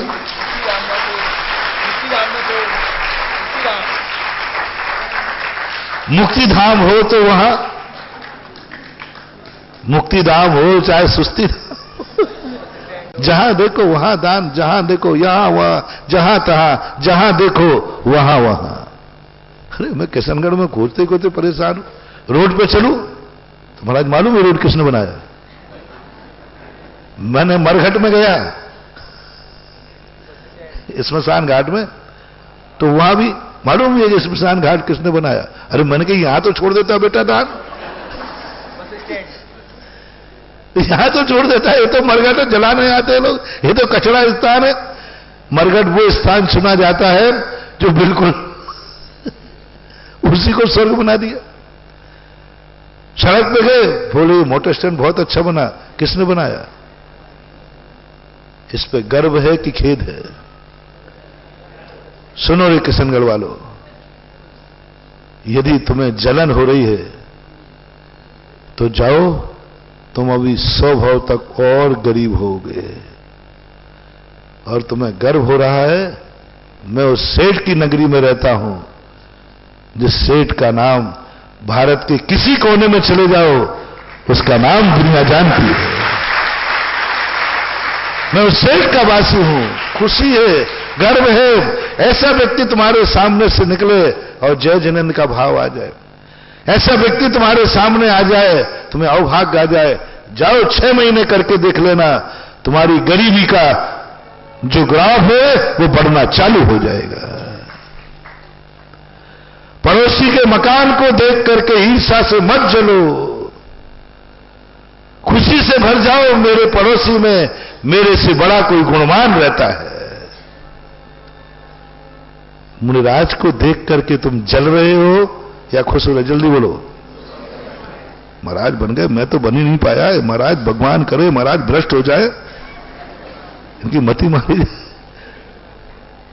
तुम बनना चाह रहे हो ना, मुनि बनना चाह रहे हो, तो मुनि जो बनना चाह रहा है वो मुनि जो बन चुके उनसे ईर्ष्या करे कि भक्ति करे? जो आप प्रस्ताव पास कर लोगे वही कर लो। ईर्ष्या करने से, कोई मुनि से ईर्ष्या करने से कभी मुनि बनेगा? ये उदाहरण तुम्हें समझ में आ जाएगा इसलिए दे रहा हूं। जितनी तुम मुनि से ईर्ष्या करोगे तो क्या कभी मुनि बनने लायक पुण्य पा पाओगे? मुनि बनने लायक पुण्य कब मिलेगा अपन को? हम भगवान से ईर्ष्या करें, तू भगवान बन गया, मैं रह गया। मुझे तो ऐसा लगता है कि सिद्धालय से टांग पकड़ के खींच के नीचे लाऊं। भगवान बैठ गया, वेदी पे बैठा है, मैं नीचे बैठा हूं, भाव तो ऐसा आ रहा है कि तुझे उतार के मैं बैठ जाऊं। ऐसा भाव यदि अपना भगवान के प्रति आया तो क्या अभी कभी भगवान बनेंगे अपन? बोलो। जो है और भी नीचे जाएंगे। अभी मनुष्य हम त्रियंश बन जाएंगे, त्रियंश से हम नारकी बन जाएंगे, क्योंकि हमने गुणवान से घृणा की है। जो मैं बनना चाहता हूं मैंने उससे घृणा की है, जो मैं चाहता हूं मैंने उससे घृणा की है। मैं भगवान बनना चाहता हूं और मैं भगवान से घृणा करता हूं, कभी भगवान नहीं बनोगे। जो आजकल जो तथाकथित अध्यात्मवादी होते ना, समय सारी ये कहते भगवान नहीं, भगवान बनेंगे, हमारे तो पूजा में मन ही नहीं लगता, भगवान के दर्शन करने में मन ही नहीं लगता। ध्यान रखना, ऐसे लोग भगवान नहीं बनेंगे, भगवान भी मुश्किल से बनेंगे। तुम्हें भगवान बनना है, और जो भगवान बना है उसके प्रति आपका आह्लाद भाव नहीं, भक्ति भाव नहीं, आनंद भाव नहीं तुम बन नहीं सकते। क्यों बताई? ये भक्ति हम लोगों को भी कहा, मुनियों के लिए कहा, तुम भगवान की स्तुति करो, कैसा लग रहा है भगवान को देख करके, आनंद आ रहा है, ऐसा वर्णन किया। वाणी गदगद यन बपू पुलकयन नेतद्वयम श्रावण। अपने को नहीं, भगवान को देख करके इतना आनंद आ रहा है जैसे मैं भगवान बन गया हूं। अभी भगवान बना नहीं हूं, भगवान का मार्गदर्शन हुआ। भगवान का क्या हुआ? भगवान को केवल ज्ञान हुआ और आनंद भरत चक्रवर्ती को आ गया। लोगों ने कहा कि महाराज भरत चक्रवर्ती को एक अंतर मुहूर्त में केवल ज्ञान कैसे हो गया? बाहुबली को 1 साल लग गया, ऋषभदेव को 1000 वर्ष लगे, भरत ने ऐसा क्या किया कि एक अंतर मुहूर्त में केवल ज्ञान हो गया? मैंने वर्षों तक भरत के चरित्र को पढ़ा, कोई कारण नहीं मिला, कोई कारण नहीं मिला, समझ में नहीं आया भरत चक्रवर्ती ने अंतर मुहूर्त में कैसे कर लिया, मन वचन काय को कंट्रोल कैसे कर लिया। ऋषभदेव को 1000 साल, बाहुबली को 1 साल लग गया, भरत चक्रवर्ती चुटकी बजाते केवल खोजते खोजते सन 1900 लगभग शायद 98-99 अलवर चतुर्मास में 99 अलवर चतुर्मास में आदिनाथ पुराण पर गोष्ठी थी। गोष्ठी में गौर से पढ़ते पढ़ते मेरा एक प्रसंग पर उपयोग टिक गया, मिल गया इस प्रसंग पे कि भगवान को केवल ज्ञान हुआ, आनंद किसको आया? केवल ज्ञान किसको हुआ और नाचा कौन? अरे इतना आनंद कि आयुधशाला में चक्र रत्न की उत्पत्ति हुई। देखना भैया, चमत्कार देखना, आयुधशाला में चक्र रत्न की उत्पत्ति हुई। 10 कोड़ा कोड़ी सागर वर्ष के बाद पहली बार हुआ था। दुर्लभतम है चक्र रत्न, अक्षय निधियां, 9 निधियां प्रकट हुई। उसको खुशी नहीं हुई, उनको देखने नहीं गया। पुत्र रत्न की उत्पत्ति हुई, बेटा उत्पन्न हुआ, उसकी खुशी नहीं हुई, उसका मुंह देखने नहीं गया, रानी बैठी है। और तीसरे ने कहा कि भगवान को केवल ज्ञान हुआ, तुरंत उठ करके 7 क्रम पीढ़ी हुई और ऐसा महोत्सव मनाया, चलो पहले भगवान की पूजा करने जाएंगे, भगवान का दर्शन करेंगे। लोग कहते साहब वो चक्ररत्न नाराज हो गया तो चला गया, तो बोले कुछ नहीं, जाए तो 100 बार जाए, बेटा का तो मुंह देख लो, कुलदीपक है नहीं, पहले भगवान की पूजा होगी। पहले मैं केवली भगवान का मुंह देखूंगा, बाद में बेटे का मुंह देखूंगा। यानी उसने सब चीजें छोड़ करके किसको महत्व दिया? केवल। और उसको नहीं हुआ था, यानी स्वयं को केवल ज्ञान न होने पर भगवान के केवल ज्ञान में इतना आनंदित हुआ कि सारा संसार फीका पड़ गया। पर उस समय उसने ऐसा पुण्यबंध कर लिया कि दीक्षा लेते ही केवल ज्ञान हो गया। क्योंकि सम्मान उसने किसका किया? जिसका हमने सम्मान किया वो वस्तु मुझे जल्दी मिल जाएगी। उसने केवल ज्ञानी का सम्मान किया, उसको केवल ज्ञान जल्दी हो गया। बाहुबली ने नहीं किया होगा। तो जिसका दूसरे का हम प्राप्त होने पर जितना सम्मान करेंगे उतना ही जल्दी वो वस्तु हमें मिलेगी। भरत चक्रवर्ती का उदाहरण है, इसलिए हुआ। इसलिए आप लोगों को कहना है कि आप मुनि को देख करके, आप मुनि तो नहीं बन पा रहे, बनना चाहते हैं तो दूसरा तरीका बता रहा हूं। जैसे मैंने भगवान बनने का किया ना, हम भगवान नहीं बन पा रहे, मेरे में शक्ति नहीं है।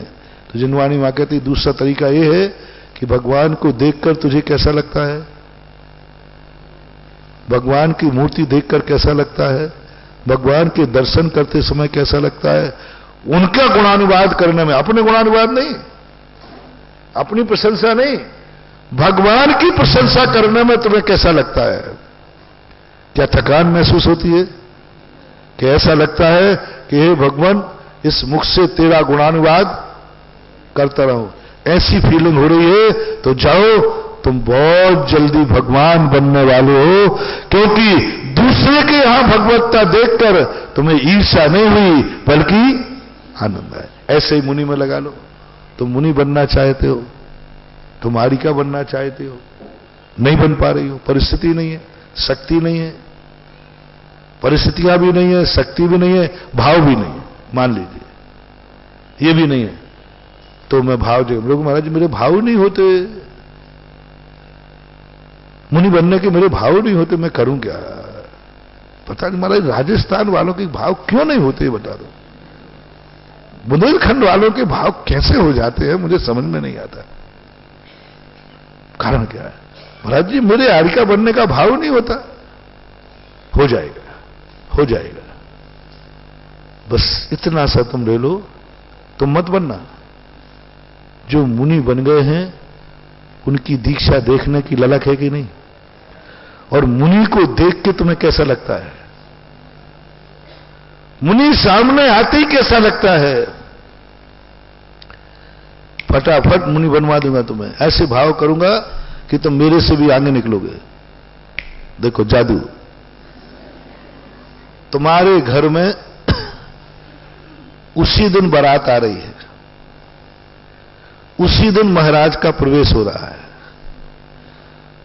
उसी दिन घर में और कोई भी आ गया, उसी दिन 1 करोड़ रुपए का व्यापारी आ गया, और टाइम तीनों का एक है।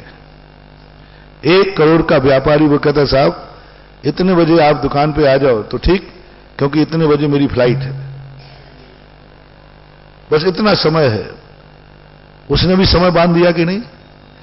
और बारात भी स्टेशन पर उतर चुकी है।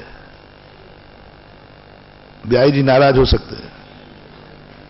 और ठीक उसी समय महाराज जी आ रहे हैं, और पंचायत के अध्यक्ष जी के यहां ये कार्यक्रम है। अपन तो उन्हीं को लेंगे, वही बैठे। अब अध्यक्ष है तो अध्यक्ष जी क्या करोगे? पहला निर्णय तो महाराज जी आपको रोकूंगा। महाराज जी आप कल प्रवेश करना, महाराज जी बहुत सारे लोग देखते हैं।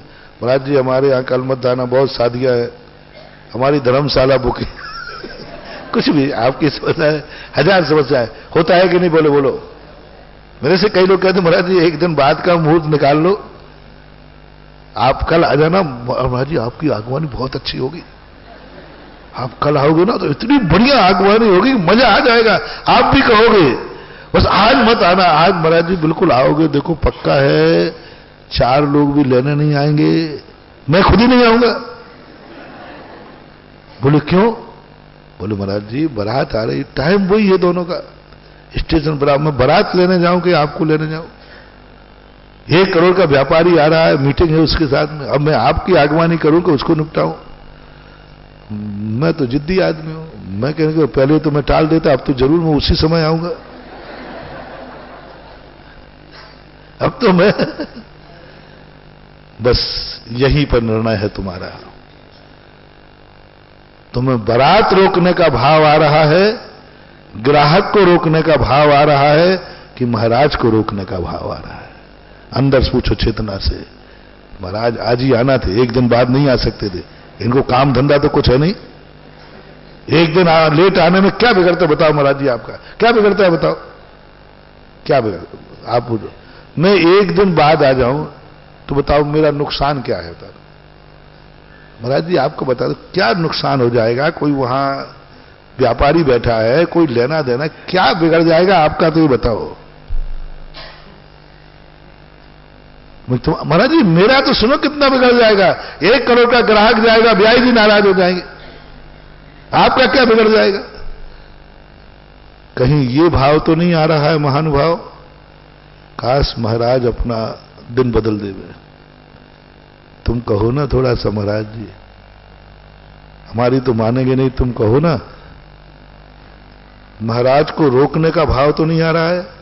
ऐसा भी भाव आ जाए कि हे भगवान महाराज की बुद्धि पलट दो, आज नहीं कल प्रवेश करें, ऐसा भाव भी आ गया।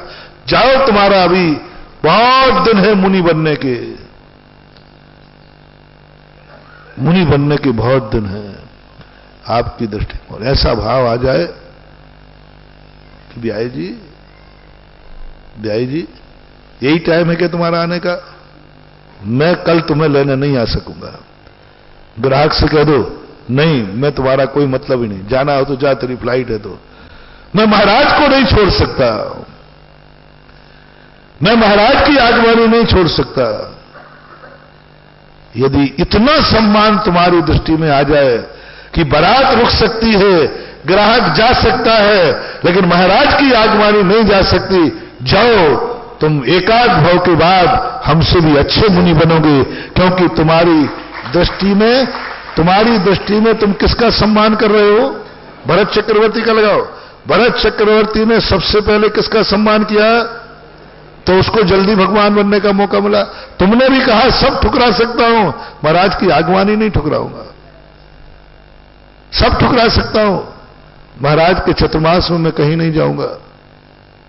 सब ठुकरा सकता हूं, सुत केवली बनोगे तुम। सब ठुकरा सकता हूं, महाराज का प्रवचन नहीं छोड़ सकता मैं। बात खत्म है।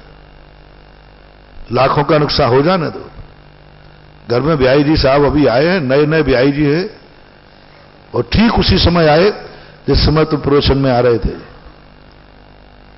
तुम कहो कुछ भी हो जाए मैं प्रवचन, तो प्रवचन में क्या समझते हो? जिंदगी तो निकल गई पढ़ते पढ़ते, सुनते सुनते। कुछ नहीं समझता हूं लेकिन छोड़ूंगा नहीं। जाओ, तुम्हें उसी समय वो केवल ज्ञान हो गया।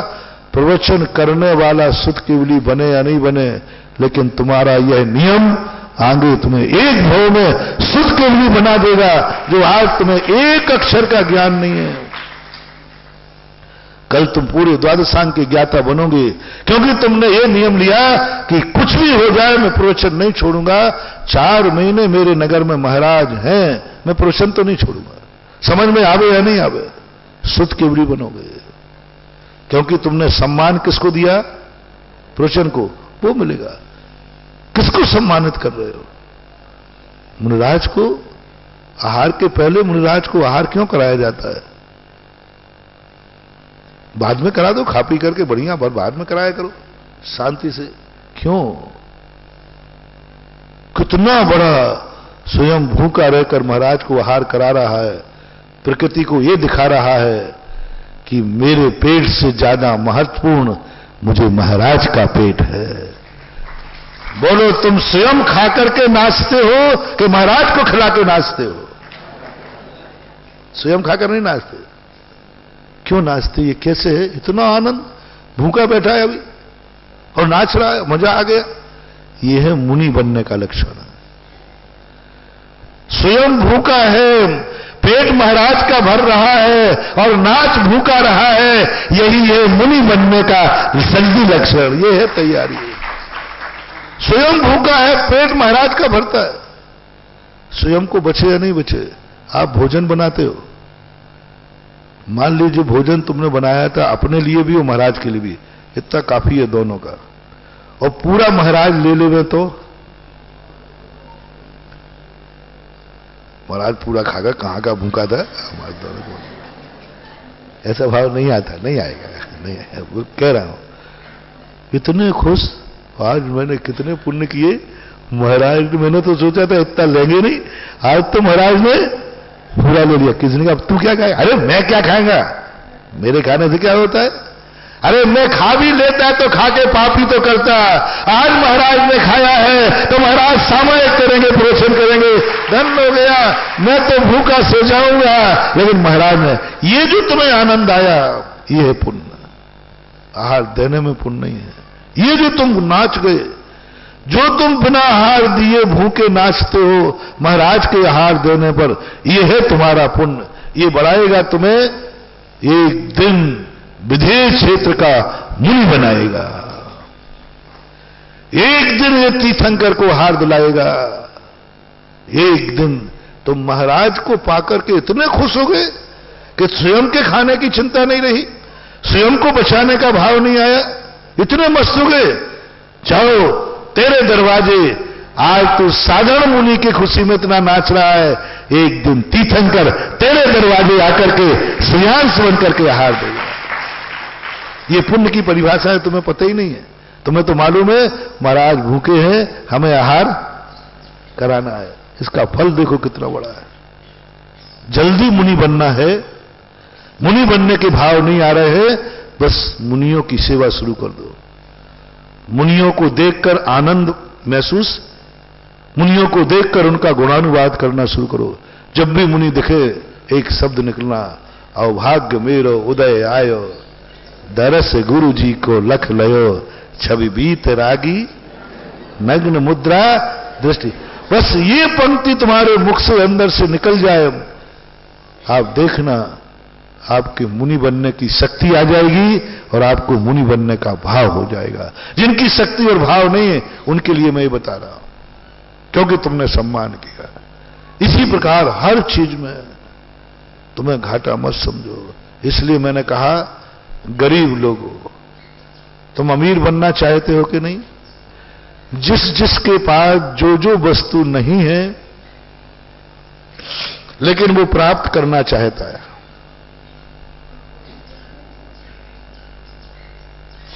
जो जो वस्तु नहीं है और प्राप्त करना चाहता है, उसके लिए मैं मंत्र दे रहा हूं। नमोकार मंत्र से वो इच्छा पूरी नहीं होगी, क्योंकि नमोकार मंत्र तुम्हारी इच्छाओं को समाप्त करता है, इच्छा पूर्ति नहीं करता।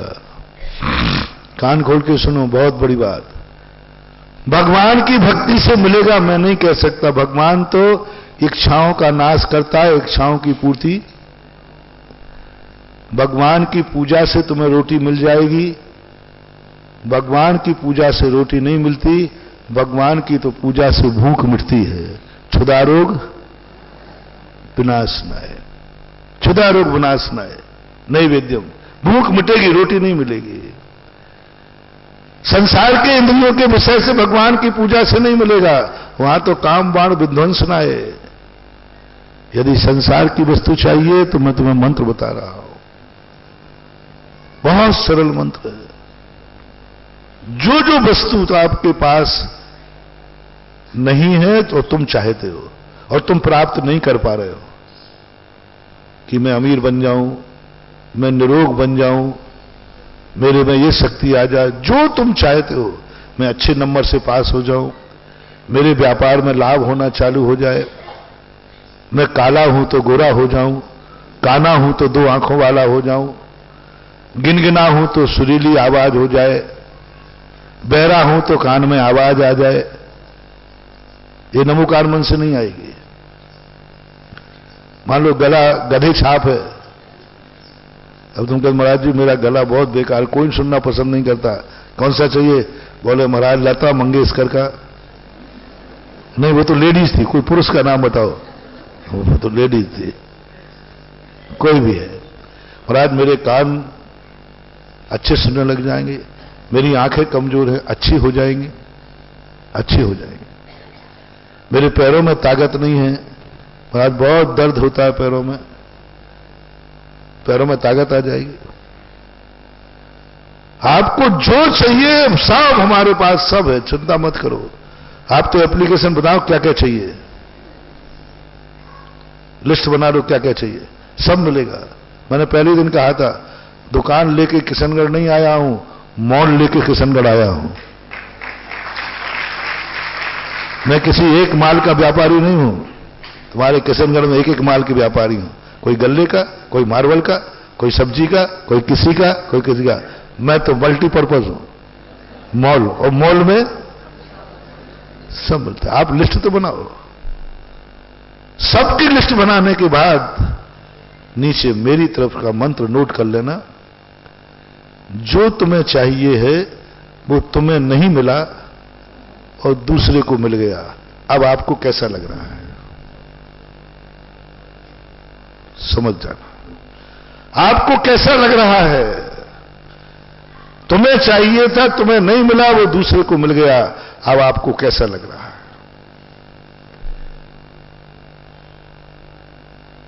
बोलो, जल्दी बोलो, कैसा लग रहा है?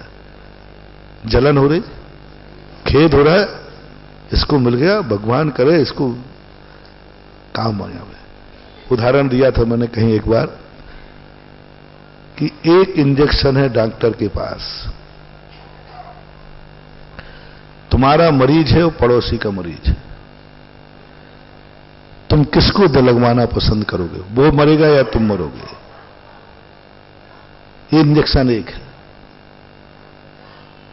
डॉक्टर तुम्हारे पक्ष में है, उसके पक्ष में नहीं है। आपका भाव क्या हो रहा है? एक इंजेक्शन देख करके तुम्हें क्या भाव हो रहा है? मेरे को लग जाए या दूसरे को लग जाए? कौन बनते हैं तीर्थंकर जो कहते हैं मुझे नहीं चाहिए, इसको लगाओ डॉक्टर साहब। ये भी तो किसी मां का बेटा है। मुझे ना सही, एक तो मरना ही है पक्का है, तो मैं मरने को तैयार हूं। बस उसकी सुनता है भगवान,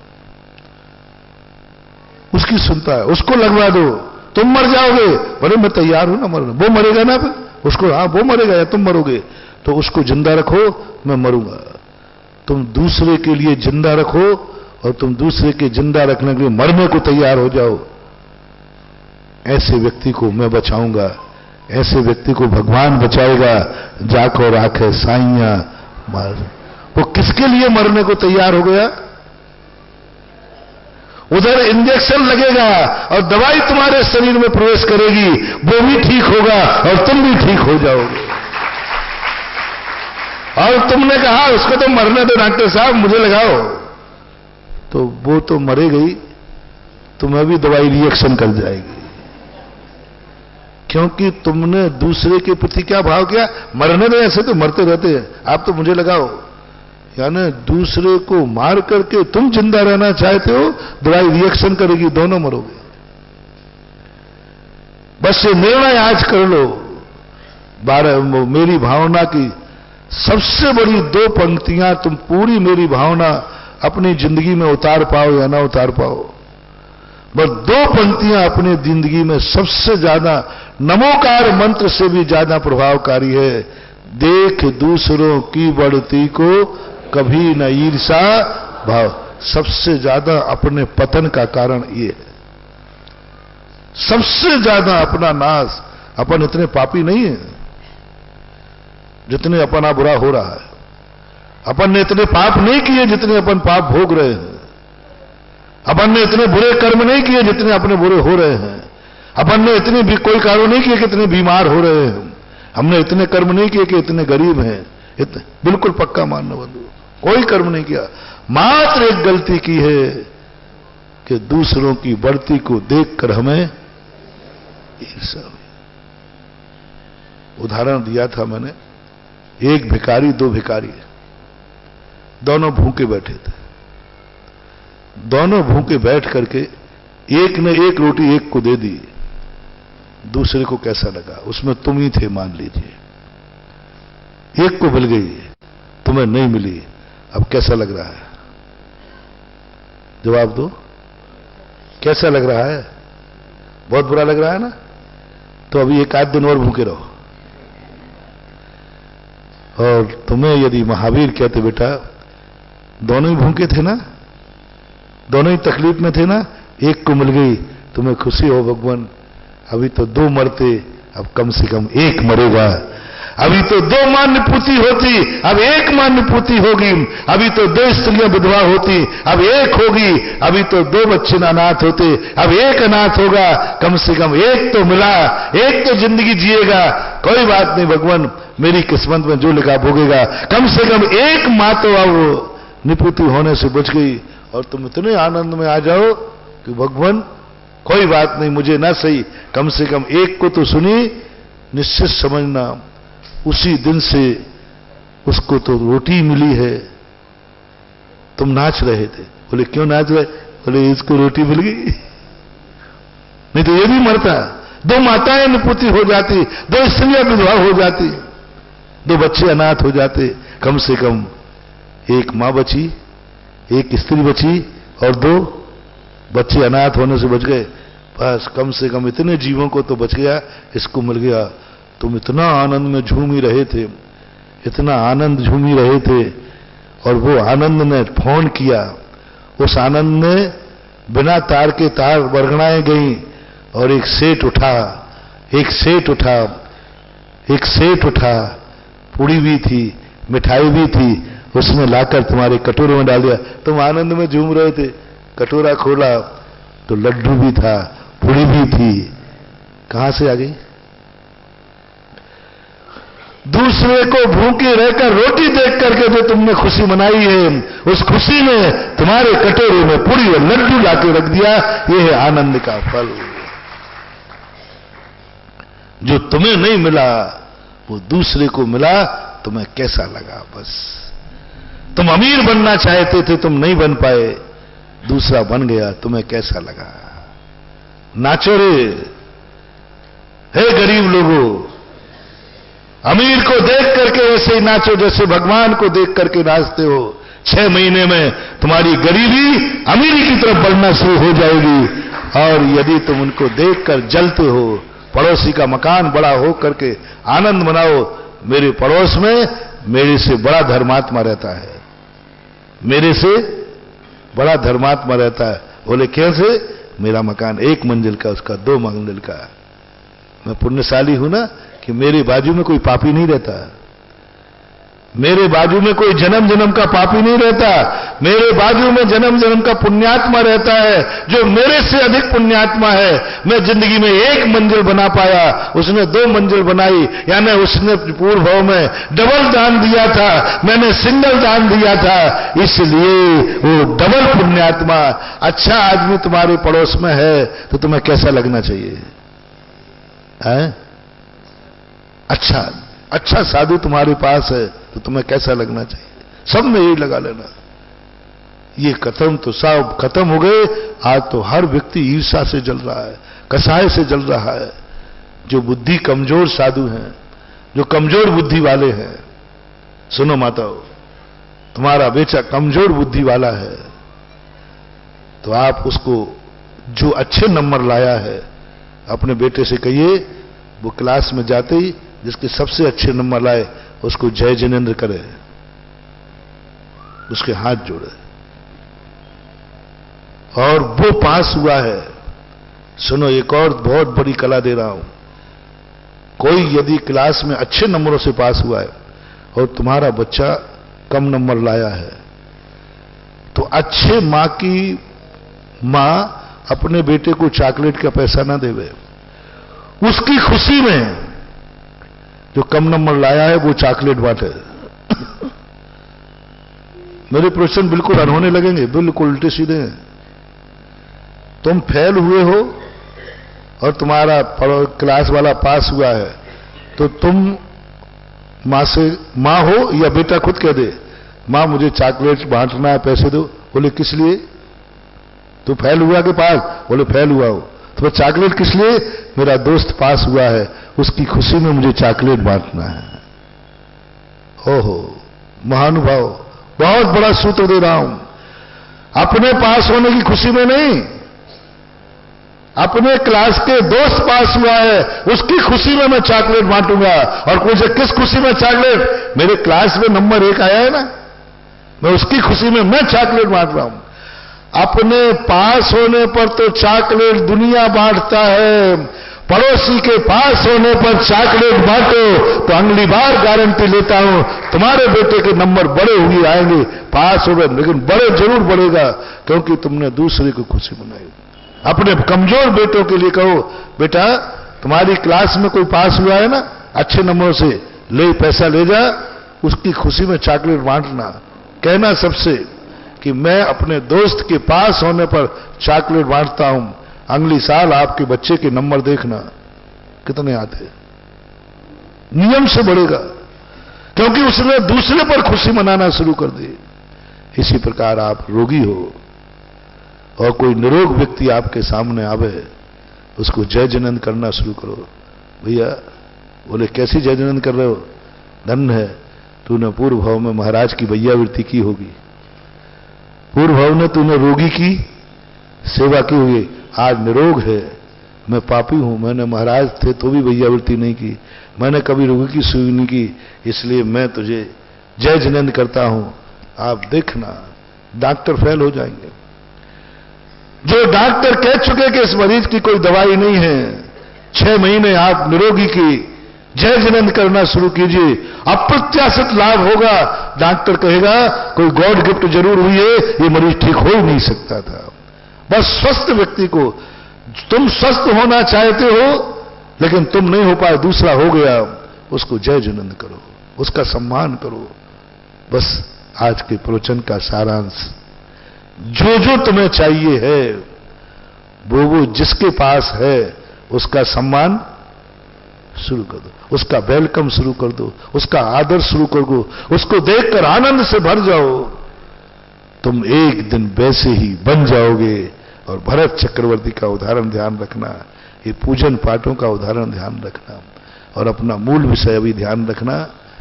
हम जो बनना चाहते हैं वो क्यों नहीं बन पा रहे, इसको लेकर के प्रसंग था। हम अच्छे बनना चाहते हैं तो अच्छे क्यों नहीं बन पा रहे, उत्तर लाओ। क्योंकि हमें अच्छे लोगों से ईर्ष्या है, समझ रहे ना। हम अच्छे बनना चाहते हैं लेकिन अच्छे क्यों नहीं बन पा रहे हैं, क्योंकि अच्छे लोगों से मुझे, हम गरीब हैं, अमीर बनना चाहते हैं, हम अमीर क्यों नहीं बन पा रहे हैं, आंसर लिखो। हम गरीब हैं, अमीर क्यों नहीं बन पा रहे हैं, बनना चाहते हैं, क्यों नहीं बन पा रहे हैं, क्योंकि हमें अमीर लोगों से ईर्ष्या है।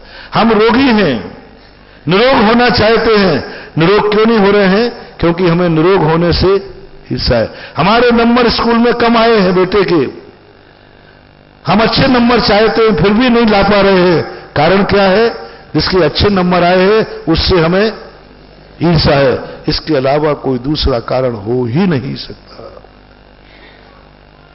आपकी आंखें वो क्यों नहीं देख पा रही जो देखना चाहते हो, क्योंकि दूसरी आंखों से तुम्हें ईर्ष्या है। इसकी अच्छी आंखें क्यों, इसके अच्छे कान क्यों, तुम क्यों काले हो। काला व्यक्ति गोरा होना चाहता कि नहीं, तो गोरे को देख करके कैसा लग रहा है, ऐसा लग रहा है कि तेजाब डाल दो, और ये लग रहा है ओहो कैसे भगवान की भक्ति की होगी इसने, कैसे गुरुओं की पूजा की होगी। धन्य जय जिनेंद्र। काला व्यक्ति गोरे को जय जिनेंद्र करना शुरू कर दे। तुम्हारे पास साइकिल है, तुम गाड़ी चाहते हो 4 व्हीकल, नमोकार मन 4 व्हीकल नहीं देगा, सुधा सागर तो बिल्कुल नहीं देगा, और आचार्य विद्यासागर महाराज के बाद नाम ही मत ले लेना, नहीं तो जो है भूली। तुम्हारे लिए साइकिल वाला 4 व्हीकल वाले को जय जिनेंद्र शुरू कर दे। जब वो सामने रास्ते पे आ जाए सड़क पर, तो साइकिल वाला करता है, वो पीछे पे करता है, भाई हट जा वगैरह, नहीं तेरे बाप की सड़क है क्या, वो साइकिल वाला यूं चलाता है। ज्यादा हेकड़ी मत कर रहे, 4 व्हीकल एक टिल्ला मारेगा नीचे गिरेगा। और दूसरी बात, कभी 4 व्हीकल के सामने साइकिल को 1 मिनट भी हेकड़ी मत करना, नहीं तो साइकिल पर बैठने लायक भी नहीं रहेगा। तुरंत कोई बड़ा आदमी आगे पीछे आए, तुरंत साइड में हो जाओ, वेलकम, तुम पुण्यात्मा हो, तुम पुण्यात्मा हो। कभी तुमने भगवान का रथ बनाया होगा, इसलिए तुम्हें 4 व्हीकल मिला, मैंने रथ में हाथ लगाया होगा इसलिए साइकिल मिली है। तुरंत साइड में हो जाओ, और वो निकले तो ईर्ष्या मत करना। साइकिल वाले से कह रहा हूं, साइकिल वाला 4 व्हीकल चाहता है कि नहीं, बोलो जल्दी बोलो, बोलते नहीं हो, चाहते। तो जिसके पास 4 व्हीकल है उसको जय जिनेंद्र शुरू करो। उसकी गाड़ी को देखकर ईर्ष्या मत करना, उसकी गाड़ी को देखकर ईर्ष्या मत करना। क्या सोचना, इसने कभी भगवान का रथ बनाकर के भेंट किया होगा और मैंने रथ में हाथ लगाया होगा, बस इतनी सी बात है। उसको जय जिनेंद्र शुरू करो। देखो एक दिन तुम 4 व्हीकल के वाले को जय जिनेंद्र करो, एक दिन साइकिल से 4 व्हीकल नहीं आएगा, लेकिन 2 व्हीकल मोटरसाइकिल जरूर फटफट आ जाएगी। तरीका है, मैंने शास्त्रों से खोजा। हर चीज में ऐसे ही कर लेना। आपका धंधा कम चलता है, जिसकी दुकान अच्छी चलती है, सवेरे खुलने के पहले उसको जय जिनेंद्र किया करो। शाम को बंद करने के पहले, क्योंकि तुम्हारे पास तो कोई ग्राहक आए ही नहीं, तो तुम तो 5 बजे ही बंद करोगे, उसकी 8 बजे तक खुली रहेगी, क्योंकि वहां लाइन लगा है। तो तुम अपनी जल्दी दुकान बंद करके और उसके पास जाओ, जय जिनेंद्र, धन्य है, अभाग्य है, मेरी पड़ोसी की दुकान इतनी अच्छी चलती है, मुझे खुशी है। पड़ोसी की चलती हुई दुकान पर तुम खुशी मना के दिखाओ, 6 महीने के अंदर तुम्हारी दुकान चलना चालू हो जाएगा। मैंने बोलो, उसकी दुकान पर खुशी मनवाई कि तुम्हारी दुकान चलाने का तरीका बताया। उसकी खुशी, पहले तुम उसकी, महाराज उसको तो देखकर तो आग लगती है कि आग लगा दो, तो उसकी दुकान में तो आग लगेगी कि नहीं लगेगी पता नहीं। आज कितनी बड़ी चीज, आज कितना बड़ा सूत्र तुम्हारी जिंदगी के लिए दिया, और ये सूत्र किस पर दिया? हम जो बनना चाहते हैं वो क्यों नहीं बन पा रहे हैं। मूल सूत्र क्या था? हम जो बनना चाहते हैं वो बनना, उसका मूल कारण अपन ने रीजन में दिया। इतने क्या के प्रणाम करता हूं। महावीर भगवान की। हेलो, बोले पूज्य मुनि पुंगव सुधा सागर जी महाराज की। सभी लोग बैठे रहें, अभी पूरा प्रवचन नहीं हुआ है। सबको पता है श्रावक सृष्टि परिवार से एक जिज्ञासा